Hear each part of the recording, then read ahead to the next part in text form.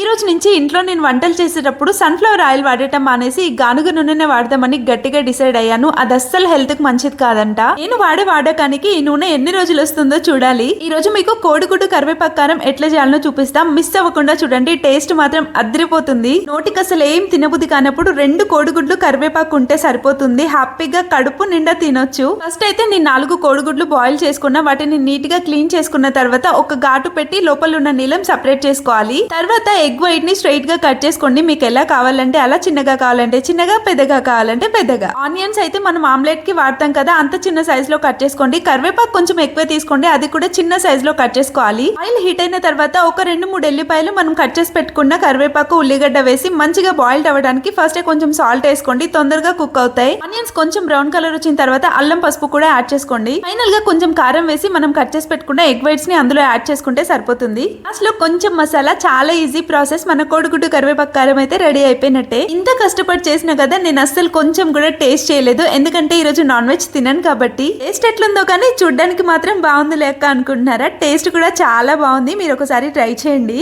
అన్నమాట. వీడియో నచ్చితే ఒక్క లైక్ చేసి సబ్స్క్రైబ్ చేసుకోండి.